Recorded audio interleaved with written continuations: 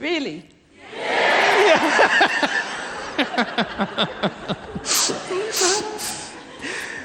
Now, you're quite sure? Now, Teresa, the fact that they can care is a result of the fact that you stood up and exposed the feeling that you don't feel you do. If you had stayed in your seat, your reality might have been confirmed. Well, I thought it was going to be because I didn't think I was going to get the microphone. And I was just thinking, well, I don't matter, so what the hell, you know. Yeah, isn't that interesting? And it becomes a self-fulfilling prophecy in the end, doesn't it? Totally, yes. Yeah, because as we fear to be seen and we fear that people won't care, we become invisible. And in our invisibility, we put out an aura that says, don't see me, don't care about me. And that it very much attracts that very energy, which confirms our reality. Yes, definitely. I do a very good job of it. But look what you're doing. In front of 300 people, you've done it differently in this moment. In this moment. There are many, many other moments. There's no such thing as an enlightened human being, just a human being with many enlightened moments. And we have to practice this in each and every single moment of now. Now. Now. So you stood up. Wonderful. Will you stand up? That's the question. And what do you need to access? Well, I don't know the gift in it. In feeling like nonchalant, not caring, or... Yeah, and not mattering. What is the gift? I can't see anything good about it. Well, there's not that there's a gift in not mattering and not caring, but there is a gift in being totally content. See, you're urging on the side of being... See, you have... what you're expressing is a form of giving up. Yes. But I'm saying that on the other side of that, there is contentment. That is, you've experienced what it feels like where nothing matters. Well, that is, in fact, is quite a healthy state to feel when people sometimes are attached to everything mattering. You're on the other side of the scale of somebody who is so needing everything to matter, and they are so attached to the outcome. You are detached. Detached to the point of not caring, but detached nonetheless. So then you have to ask yourself, does detachment have value? Well, it does. There's a source of power and fuel in that ability to let go. But I can imagine that you want peace, but you also want to have some engagement as well. Yes. You can have that too. You can have your cake and you can eat it. Lucky for you. I think the thing is... But he wants you to put the mic closer to your mouth. You didn't want me to come closer to you. Oh,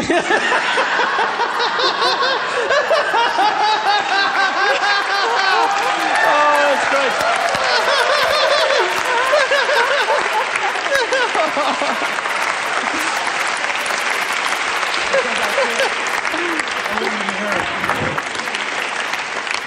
Thank you. By the way, that's Adam the sound man that doesn't want you to come back in the room later.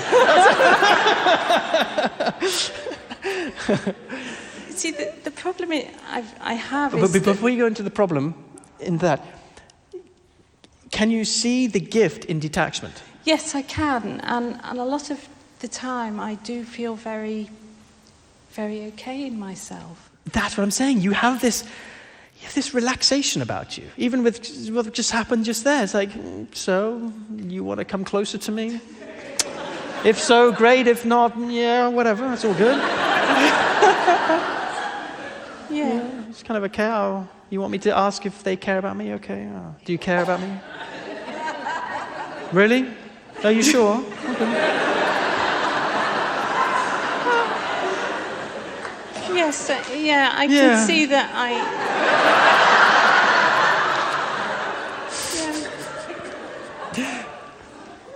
Yes, I can see the benefit in it. Yes. It's just that... So what's the range you want to also include? If you can feel the gift in there and you're like, cool, I can deal with that. What would you love to also have in addition to this? You don't have to get rid of it, you add to it. It's called expanding your emotional range. What would you like to add to this relaxation that you have about life? Well, I would like people to notice me. Great. What do you need to add to your emotional range in order for people to go, wow, she's there? Well, I'd like to be 10 feet tall, but I'm not. Okay. But I heard in your voice, it changed. Did you hear that? I want to be 10 feet tall. Like, boom, your voice upped it, and you felt taller. Yeah. To me. Yeah, well, kind of, maybe. I just felt there was more of me. Yes, that feels really good. Now, when you say that, do you feel more engaged? Yeah, I feel there's more of me. Yes.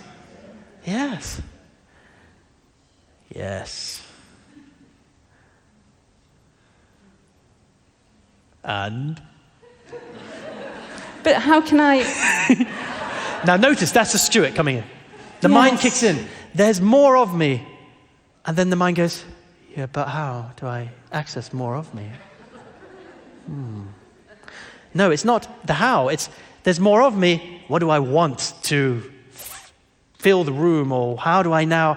It's not a question of how. It's you finding out what your heart's longing is. Your practice, if I may be so bold as to share it, is to connect more to longing. Because you're very good at just being with what is. So on one end of this emotional scale, you have contentment, which is very much an Eastern orientation. And then you've got more of a Western, like in America, which is more passion-orientated. Well, those who are very passionate often have difficulty just being content with what they have. They always want more. Whereas in an Eastern philosophy, it's kind of, I'm cool with what I have. But they don't really have the passion to go for what they want. So there's a combination right there. So I can see you as being, yeah, okay with what is, but passion, longing, desire, Teresa. What do you desire? Do I dare ask the question?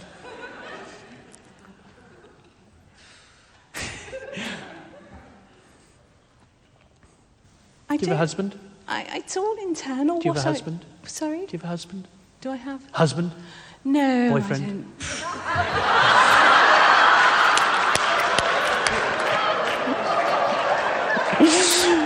Oh, fantastic. Yeah, great. I just think, what's the point? Whatever.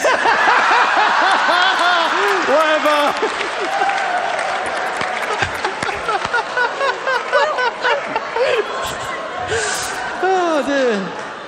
I'm sure many of you people here agree with you.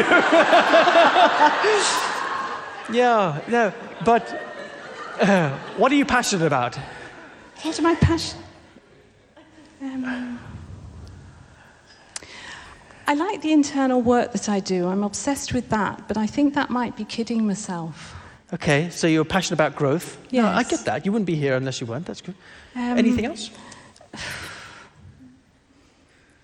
Food? Well, enough, but... Okay. Enough food. I know, I'm just so content, aren't I? Do you have children?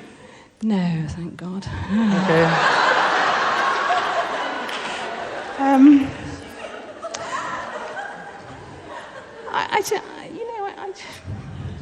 I mean, I would like some of these things. Oh, good. Is a nice step forward. Yeah, but they've just been elusive? so much, elusive and a hassle when they happen. And,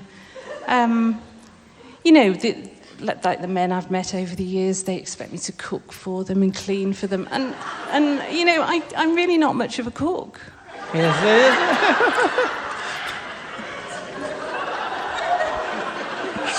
Yes. I'm reliably informed there's a little bit more to a relationship than cooking and cleaning. Well, I think that's the thing. I think that I don't dare believe that I could have what I want. At last, some truth. Yeah, there are things that I would want, but, do they really exist? Can they really? Yes. Can they really happen? I get it. I get it. That feels true. Yeah. Do you want to believe that you can have what you want? Do you want to connect to the part of you that can deserve to Yeah, let I it in? definitely do. That feels very strong. And I would sit with that longing. What I meant by practice is practice feeling the longing for possibility. Rather than the longing for something specific, like a man, whatever it is. Feel the longing for the possibility for things to change. Yes, I want my life to expand. That feels really good. You feel right? Boom. Yeah. Yeah. And what I'm saying is practice staying with that. Right. As in like getting up in the morning and thinking deeply into that and letting your heart have that space to feel that longing. Yeah. And that longing is like an invitation to the universe to line things up for you. Yes, I mean, that's what I want. Yes, that's exactly what I want. Wonderful. I just think it's time now. And I think so, yes. I agree. yeah. Teresa, I'd like to end just by saying you are fabulous. I have enjoyed you tremendously. You're fantastic. Check it out.